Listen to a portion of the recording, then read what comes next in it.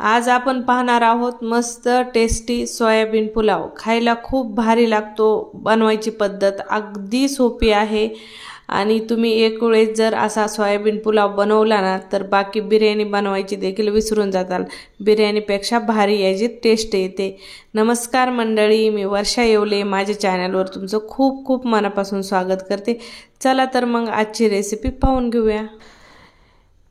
चला मग रेसिपी सुरू करूया। इथं मध्यम आकाराची एक वाटी तांदूळ मी धुवून घेतलेला आहे। तर हा मी जिरा राईस घेतलेला आहे। तुम्हाला हवा तो तांदूळ वापरू शकता आणि 2 पाण्याने स्वच्छ धुवून घेतलेला आहे।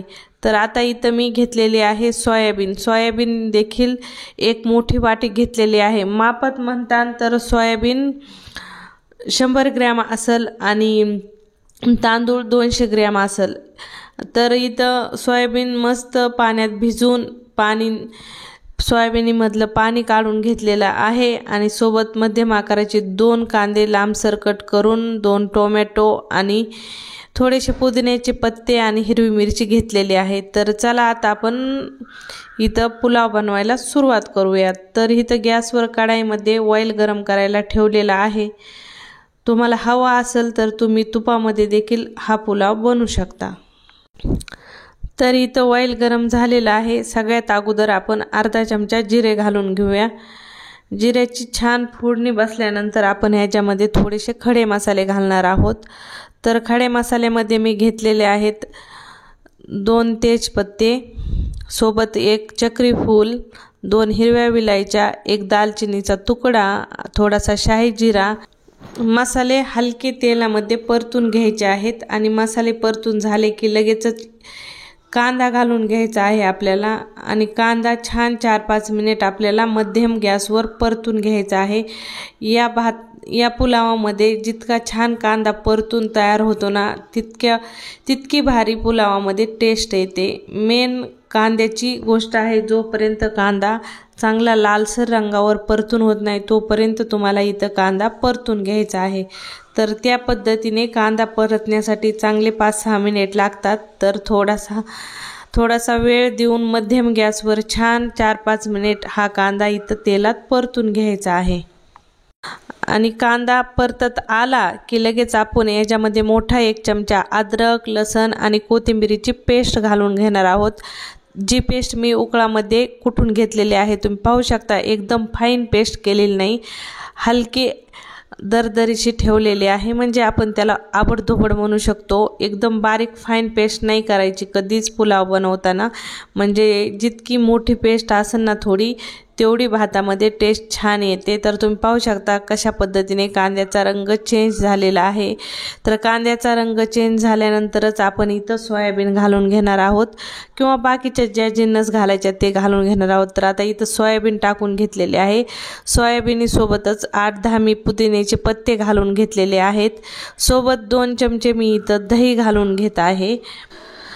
आणि आता आपण थोडेसे नॉर्मल जे भाजीला मसाले वापरतो ते मसाले घालून घेणार आहोत। चवीनुसार मीठ घालायचे। अर्धा चमचा आपण इथं नॉर्मल जो गरम मसाला असतो ना आपल्या घरात तो गरम मसाला घालून घ्यायचा आहे। अर्धा चमचा लाल तिखट घालायचे। सोबतच थोडीशी हळद पावडर, 1 चमचा धना जिरा पावडर आणि आपण खडे मसाले घातलेले आहेत त्याच्या हिशोबानेच गरम मसाला घालून घ्यायचा आहे। खूप जास्त घातला तर त्या मसाल्याची देखील टेस्ट लागते आणि या मसाल्याची देखील टेस्ट लागते। तर त्याच्या हिशोबाने तुम्ही मसाला ॲडजस्ट करूनच घाला आणि तुम्हाला हवा असेल तर या पुलावामध्ये तुम्ही बिर्याणी मसाला देखील वापरू शकता। तर मसाले घातल्यानंतर छान दह्या मसाल्यासोबत आपल्याला सोयाबीन 5 मिनिटं परतून घ्यायचे आहे। नंतर आपण याच्यामध्ये टोमॅटो, हिरवी मिरची आणि परत थोडेसे पुदिन्याचे मी पत्ते घालून घेतलेले आहेत आणि तांदूळ टाकून घेतलेले आहेत। आता तांदूळ सोयाबीनसोबत छान 4-5 मिनिट परतून घ्यायचे आहेत। जितके छान तुम्ही यावेळेस तांदूळ परतून घेताना तितकी जी तुमचा बिर्याणी पुलाव आहे ना तितका सुट्टा आणि मोकळा तयार होतो आणि मसाल्याची टेस्ट देखील त्या भातामध्ये उतरते। तर आता आपण हलकं गुणगुणं केलेलं पाणी इथं घालून घेणार आहोत। तर पाण्याचा हिशोब असा की 1 वाटी तांदळासाठी तुम्हाला 2 वाट्या पाणी इथं घालून घ्यायचं आहे। तर पाणी घातल्यानंतर आपण एक वेळ छान भात मिक्स करून घेऊया आणि वरतून अर्ध लिंबू पिळून घ्यायचं आहे आणि आता आपण गॅस मध्यम ठेवायचा आहे आणि मध्यम गॅसवर छान आपल्याला 8-10 मिनिट हा पुलाव शिजून घ्यायचा आहे। 7-8 मिनिट लो टू मिडियम गॅसवर भात शिजल्यानंतर गॅस पूर्ण कमी करायचा आहे आणि कमी गॅसवर झाकून परत 7-8 मिनिट तुम्हाला इथं भात ठेवून द्यायचा आहे। तर परत 8 मिनिटानंतर झाकण खोलल्यानंतर या पद्धतीने तुमचा बिर्याणी सोयाबीन पुलाव तयार झालेला असन। तुम्ही पाहू शकता छान कलर आलेला आहे, खूप मस्त दिसत आहे आणि हा पुलाव गरम गरम खायला खूप जास्त टेस्टी लागतो।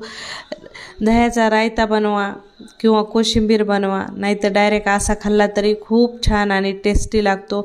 बऱ्याचदा संध्याकाळी स्वयंपाक करायचा आपल्याला खूप कंटाळा येतो, त्यावेळेस ही रेसिपी परफेक्ट आहे। तुम्हाला कशी वाटली कमेंटमध्ये सांगायला विसरू नका। व्हिडिओ आवडला असेल तर लाईक करा, शेअर करा। चॅनलवर जर पहिल्यांदा असाल तर चॅनलला सबस्क्राईब करायचं मात्र विसरू नका। पुन्हा भेटू अशाच नवीन रेसिपीसोबत, तोपर्यंत बाय बाय।